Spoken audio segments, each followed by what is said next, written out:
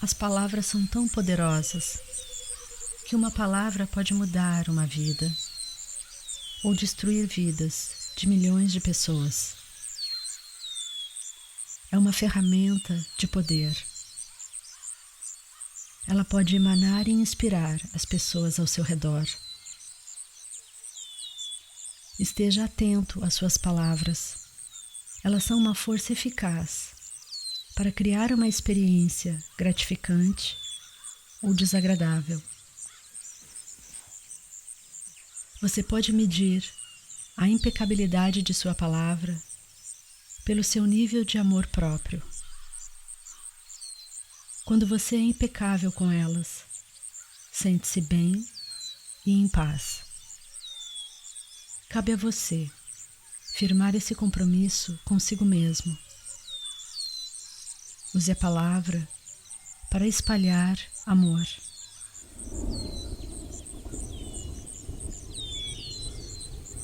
E por que é importante se livrar das crenças que limitam? Nossas crenças definem quem podemos ser, como devemos nos sentir em qualquer situação, como podemos agir ou não. Os pais ensinam seus filhos a se comportarem da maneira que eles querem. Eles usam reforços positivos para um comportamento desejado e reforços negativos para o inadequado. Os reforços que recebemos na infância se transformaram em nossas crenças e, com o tempo, são aceitos por nós como verdade absoluta. Quando violamos essas crenças, sofremos, porque temos medo de sermos impopulares ou de não sermos suficientemente bons.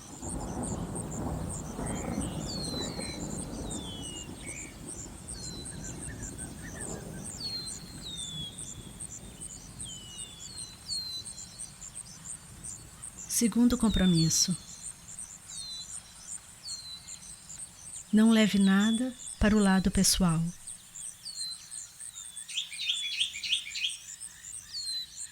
Você se sente ofendido, reage e busca defender suas crenças. Quando você leva as coisas para o lado pessoal.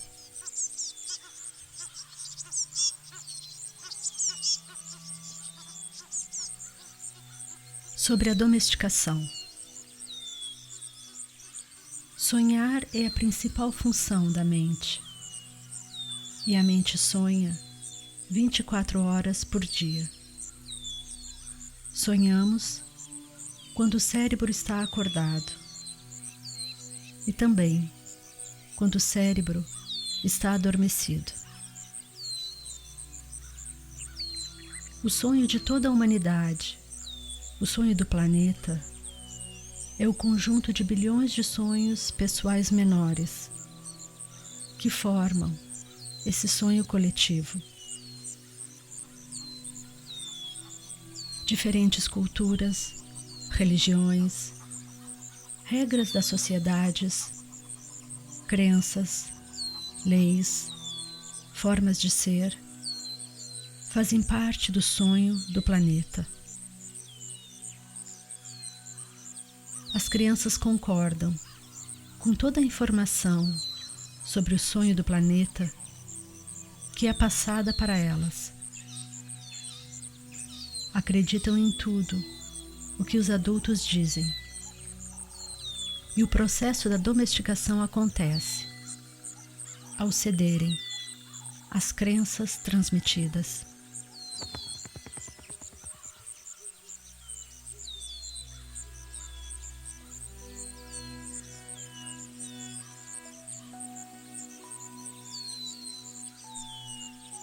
Na domesticação dos seres humanos, a informação do sonho exterior é conduzida para o sonho interior, criando todo o nosso sistema de crenças. E por intermédio dessa domesticação, aprendemos como viver e como sonhar. Com medo de sermos punidos e de não ganharmos recompensa, começamos a fingir ser o que não somos, apenas para agradar e por medo da rejeição.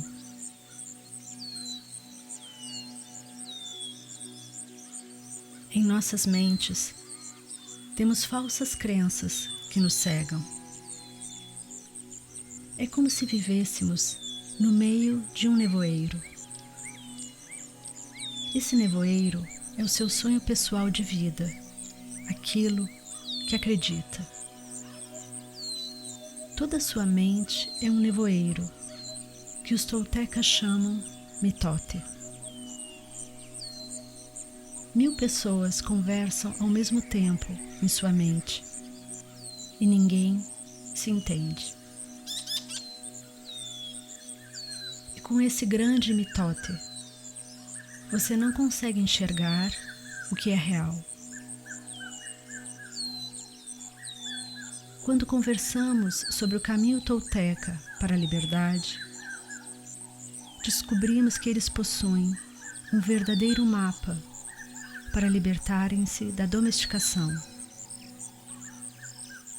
Eles comparam o juiz, a vítima e o sistema de crenças em nós a um parasita que invadiu a mente humana. Podemos declarar guerra contra esse parasita. É por isso que nas tradições xamânicas, em toda a América, de norte a sul, as pessoas chamam-se guerreiras.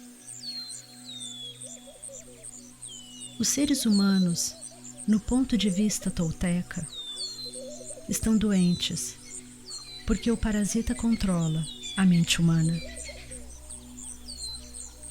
Todos os seres humanos domesticados estão doentes. As emoções negativas produzidas pelo medo alimentam esse parasita.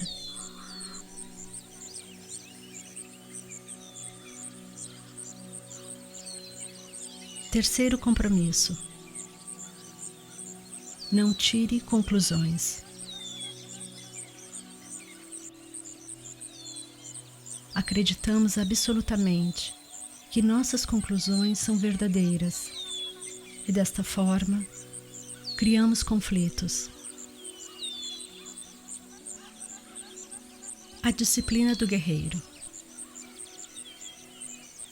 A maior parte das pessoas perderam o controle das emoções.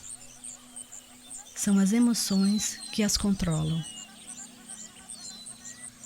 Quando perdemos o controle, dizemos o que não queríamos dizer e fazemos o que não queríamos fazer.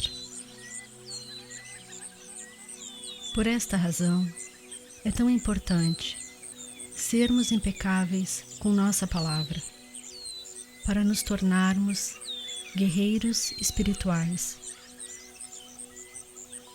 Como nos tornamos guerreiros? O guerreiro possui consciência. Está consciente da guerra em sua mente, e isso requer disciplina. Não aquela que vem do exterior e que diz o que fazer, mas a disciplina para ser quem realmente é. A diferença entre um guerreiro e uma vítima é que a vítima reprime e o guerreiro se abstém. Ele exerce o controle não sobre o outro, mas sobre as próprias emoções, sobre o próprio eu.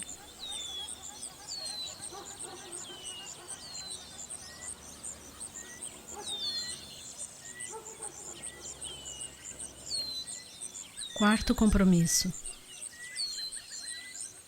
sempre dê o melhor de si.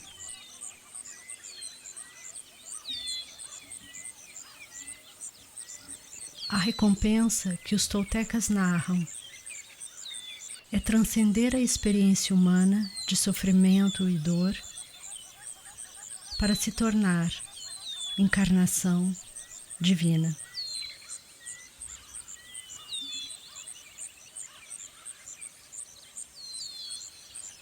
Sua identidade está misturada ao sonho do planeta.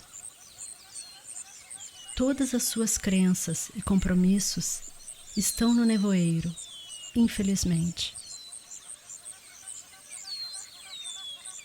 O que você acredita ser você é a presença do parasita. Você está viciado no juiz e na vítima. O sofrimento o faz sentir-se seguro, porque você o conhece tão bem. Mas, na realidade, não existe motivo para sofrermos. A felicidade é uma escolha, assim como o sofrimento. Você pode escolher entre o sofrimento e a felicidade. Minha escolha, diz Dom Miguel, é viver o céu na terra. E a sua escolha, qual é?